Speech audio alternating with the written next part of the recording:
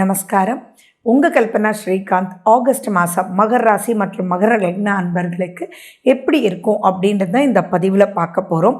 யாருக்காக இல்லையோ மகர ராசி ரொம்ப ரொம்ப ரொம்ப ரொம்ப நீங்கள் கிளியராக இந்த பதிவை இந்த 8-10 நிமிஷங்கள் உங்களுக்கானது அப்படின்றத முக்கியமாக நீங்கள் பார்த்துக்கிறோம். நிறைய விஷயங்கள் ஃப்ரிக்ஷன் இருக்குது. அதுலேருந்து எப்படி வெளியில் வரணும் அப்படின்றதும் எப்படியெல்லாம் நீங்கள் இதை டேக்கிள் பண்ணணும் அப்படின்னு தெரிஞ்சுக்கிறதுக்கு தான் இந்த பதிவு. நம்ம சேனல் இதுதான் ஃபர்ஸ்ட் டைம் பார்க்குறீங்கன்னா சப்ஸ்கிரைப் பண்ணிக்கோங்க. பெல் பட்டனை ப்ரெஸ் பண்ணுங்கள். ஆல் என்ற ஆப்ஷனை சூஸ் பண்ணிக்கோங்க. இதில் எப்படின்னா நிதானமாக, கோவப்படாமல், அவசரப்படாமல், பொறுமையாக குடும்பத்தோடு டிஸ்கஸ் பண்ணி அப்புறம் நீங்கள் டிசைட் பண்ணிங்க அப்படின்னா எல்லா விஷயமே ஜெயிச்சிடலாம் அப்படின்றது நீங்கள் முதல்ல தெரிஞ்சுக்க வேண்டிய முக்கியமான பாயிண்ட். அடுத்தது, உங்களுடைய சுய ஜாதகத்தில் இப்போ திஷா புத்தி அந்தரங்கள் நல்லா இருந்தது அப்படின்னா அந்த அளவுக்கு பயப்பட வேண்டிய அவசியம் இல்லை. அப்படி இல்லை அப்படின்னா சுற்றி எல்லாமே நெகட்டிவாக பல விஷயங்கள் அங்கே இருக்குது அப்படின்றத நீங்கள் ஞாபகம் வச்சுக்கணும். ஒன்றொன்னா நான் தெளிவாக உங்களுக்கு சொல்லிட்டு வரேன். சரி, 2ஆம் வீட்டில் ராகு இருக்குது. அந்த 2ஆம் வீட்டு ராகுவை குரு பகவான் பார்க்குறார் அப்படின்றது நமக்கு மிகப்பெரிய கொடுத்து வச்ச வரப்பிரசாதம். 2ஆம் வீடு அப்படின்னா என்னங்க? குடும்பம். ஸோ அந்த குடும்பத்தை குரு பகவான் பார்க்கும்போது ஆட்டோமேட்டிக்காக உங்களை குடும்பத்தில் இருக்கிறவங்களுக்கு நீங்கள் புரிய வச்சு உங்களுடைய ஃப்ரிக்ஷன்லேருந்து எப்படி வெளியில் வர்றது, தேவையில்லாத பிரச்சனையிலேருந்து எப்படி வெளியில் வர்றது அப்படின்றத நீங்கள் அவங்களோட ஏதாவது மிஸ்டேக் பண்ணிட்டா கூட, வேகமாக பேசிட்டா கூட, கோவமாக ஏதாவது பண்ணிட்டா கூட அவங்களோட பேசும்போது அவங்க உங்கள் கூட இருந்து ஏன் தான் இப்படி பண்ணீங்களோ, போங்க உங்களால் தொல்லை தான் அப்படின்னு சொன்னால் கூட அங்கே கை கோத்து உங்களுக்கு வழிவகுப்பாங்க அப்படின்றது நீங்கள் சந்தோஷப்பட வேண்டிய ஒரு விஷயம். அதே மாதிரி தேவையில்லாமல் நீங்களே மனசுக்குள்ளே உழட்டிகிட்டே இருந்து தூக்கத்தெல்லாம் தொலைச்சி தூக்கத்தை நீங்கள் விட்டு தேவையில்லாத ஓவர் திங்கிங்குள்ளே போனீங்க அப்படின்னா ஆக்சிடென்ட்ஸ் நடக்கக்கூடிய வாய்ப்புகள் கூட அதிகமாக இருக்குது. அதனால் தூக்கத்தை தொலைக்கவே வேண்டாம், நல்லா தூங்குங்க. ஆரோக்கியத்தில் ரொம்பவே நீங்கள் முட்டி, பாதம் போன்ற வகையில் ரொம்ப ரொம்ப கேர்ஃபுல்லாக இருக்கணும். அலர்ஜி சம்மந்தமாக, வயிறு சம்மந்தமான பிரச்சனைகள் தேடி வரும். அதே மாதிரி இப்போ ரொம்பவே எரிச்சலை மூட்டக்கூடிய வகையில் ரொம்ப இருக்கும். அதாவது நீங்கள் ஒரு ஜாபில் இருக்கீங்கன்னு வச்சுக்கோங்க. அப்போ நீங்கள் எல்லாமே டீமை நம்பி தான் ப்ரொசீட் பண்ணிகிட்ருப்பீங்க. நீங்கள் டீம் ஹெட்டாக இருக்கீங்க அல்ல நீங்கள் பிஸ்னஸ் பண்ணிகிட்ருக்கீங்கன்னு வச்சுக்கோங்களேன். யாரையோ நம்பி தானே எல்லா விஷயத்தையும் முடிக்க முடியும். அந்த நம்பிக்கைக்கு உரியவர், அந்த நம்பிக்கைக்கு முடியாத வகையில் அவர் இருப்பார். மேபி அவர் உங்கள் ஜாதகத்தில் ரொம்ப மோசமான நிலையிலேருந்து அது ரொம்ப மோசமாக இருக்கும். அப்படி இல்லாட்டி நல்ல மனிதர் தான், ஆனால் அன்றைக்கி முடிச்சு கொடுக்குற அன்னைக்கு அவர் லீவ் போட்டுருவார். அவருடைய ஆரோக்கியம் மிகப்பெரிய பிரச்சனைக்குள்ளே போயிடும். அல்லது அந்த டைமுக்கு வர முடியாமல், அந்த ப்ரெசன்டேஷன் பண்ண முடியாமல் மேபி அவருடைய பைக் பஞ்சர் ஆகிடும். இதெல்லாம் நிறைய நீங்கள் சந்திக்கக்கூடிய வகையில் இருக்குது.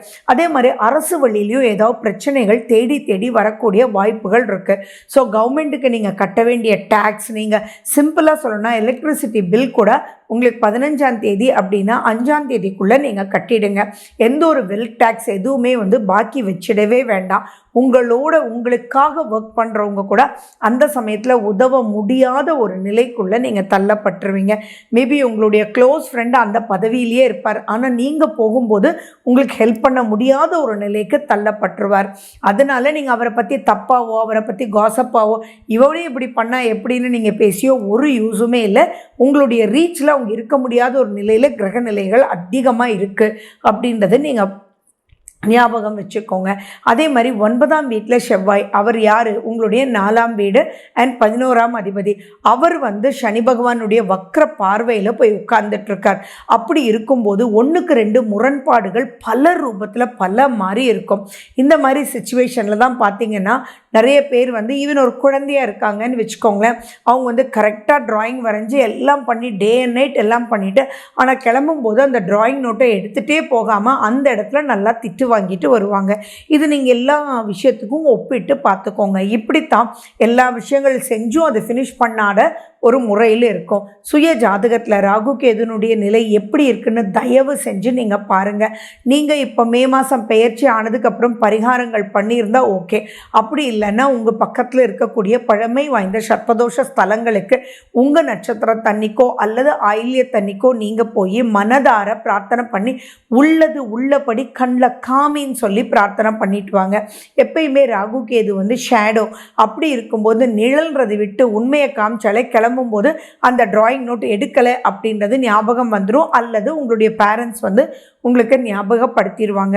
பார்ட்னர்ஸோட எக்கச்சக்கமான ஃப்ரிக்ஷன் வர்றதுக்கும் முன்னால் தான் அந்த பிஸ்னஸே கெட்டுது அப்படின்றதும், அண்ட் நீங்கள் இந்த டைமுக்கு இதை ப்ரெசென்ட் பண்ணாதனால தான் அந்த ஆர்டரே வந்து உங்கள் கம்பெனியை விட்டு போயிடுச்சுன்னு சொல்லியும் உங்களை வேலையை விட்டு தூக்கிறது கூட வாய்ப்புகள் அதிகமாக இருக்குது. ஸோ எதை எடுத்தாலுமே கிளம்புறதுக்கு முன்னாடி நிதானமாக எல்லாம் எடுத்துக்கிட்டோமா அப்படின்றதும் இந்த காலகட்டத்தில் இன்னும் நான் என்ன சொல்ல விரும்புவேன் அப்படின்னா, நீங்கள் வந்து நாளைக்கு என்ன பண்ணணும் எடுத்துக்கணும் அப்படின்னு சொல்லிட்டு உங்கள் ஃபோனில் இருக்கக்கூடிய நோட் பேடில் நோட் பண்ணிவிட்டு கிளம்புறதுக்கு முன்னாடி நிதானமாக பார்த்துட்டு அதுக்கப்புறம் ப்ரொசீட் பண்ணுங்கள். உங்களுடைய ஃபோன்ஸ் எல்லாம் நல்லா கரெக்டாக சார்ஜ் போட்டுக்கோங்க. டைமுக்கு என்ன நடக்குன்றது நமக்கு தெரியாது. அண்ட் நீங்கள் யார் வந்து உங்கள் வண்டியே முட்டுனா கூட அந்த இடத்துல தம்பி பார்த்து போசாமி உனக்கு ஒன்றும் அடிப்படலையே அப்படின்னு கேட்டால் மட்டும்தான் பிரச்சனையிலேருந்து நீங்கள் காப்பாற்றப்படுவீங்க. அப்படி இல்லை அப்படின்னா அது தொடர் பிரச்சனையாக உங்களுக்கு போயிடும். ஏன்னா சூரியன் இப்போது 7ல் இருக்கார். அடுத்தது 16ஆம் தேதிக்கு அப்புறம் ஒரு 8ஆம் வீட்டுக்கு கேதுவோட சேர்ந்து வருவார். அப்போ 8ஆம் வீட்டில் சூரியன் கேது சேர்றது அப்படின்றது ரொம்ப ரொம்ப ரொம்ப எச்சரிக்கையாக நீங்கள் இருக்கணும். ஸோ அப்போ 16ஆம் தேதியிலேருந்து இன்னொரு 1 மாதத்துக்கு டபுள் ட்ரிபிள் காஷனாக நீங்கள் வந்து இருக்கணும். எதுலேயுமே வாக்கில் நிதானம் ரொம்ப ரொம்ப முக்கியம் அப்படின்றது ஞாபகம் வச்சுக்கோங்க. சுய ஜாதகத்தில் சனி வக்ரம் பெற்ற நிலையில் இருந்தது அப்படின்னா கவலைப்பட வேண்டிய விஷயங்கள் அந்த அளவுக்கு இல்லை. நோட் திஸ் பாயிண்ட், அந்த அளவுக்கு இல்லைன்னு சொல்கிறேன். ஆனால் எந்த அளவுக்கும் இருக்குன்றது இதுலேயே புரியும். இதே வந்து நேர்கதியில் இருந்தது அப்படின்னா ரொம்ப ரொம்ப டென்ஷன்றது ஞாபகம் வச்சுக்கோங்க. சனி பகவான் அவருடைய 3ஆம் பார்வையாக உங்களுடைய 5ஆம் வீட்டை பார்க்குறார்.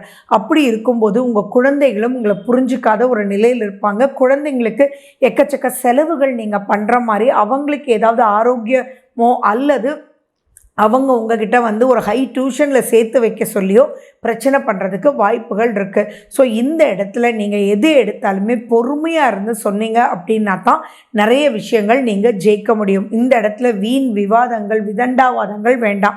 அதே மாதிரி இந்த மாதிரி காலகட்டத்தில் தான் உங்களுக்கு யாரோ நெகட்டிவ் பண்ணியிருப்பாங்க, அந்த நெகட்டிவ் இன்னொருத்தருக்கும் பண்ணியிருப்பாங்க. அப்போ நீங்கள் 2 பேரும் சேர்ந்து அந்த நெகட்டிவ் பண்ணவனே ஏதாவது பண்ணலாம் அப்படின்னு சொல்லி நீங்கள் வழிகள் எடுக்கக்கூடிய டைமில் இதெல்லாம் உங்கள் மேலேயே ஒரு மிகப்பெரிய பிரச்சனையாக போய் கடைசியில் அந்த பிரச்சனையை டீல் பண்ணுறதுக்கு நீங்கள் மட்டுமே போய் நிறையா பிரச்சனைக்குள்ளே நீங்கள் மாட்டிக்குவீங்க. ஸோ எதுவாக இருந்தாலும் சரி, நான் சொன்ன ஒரு பாயிண்ட் ஞாபகம் வச்சுக்கோங்க. அவங்களே வந்து வீணாக வழியை வம்புக்கு வந்தால் கூட ஓகேப்பா உனக்கு ஒன்றும் அடிப்படலையேன்னு கேட்கணும்னு நான் சொல்லியிருக்கேன்.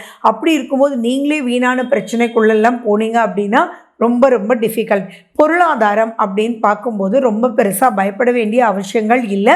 அந்த இடத்துல உங்களுடைய 10ஆம் வீடுன்றது சுக்கிரனுடைய வீடு. அவர் வந்து 6ஆம் வீட்டில் போய் உட்கார்ந்துட்டுருக்கார்.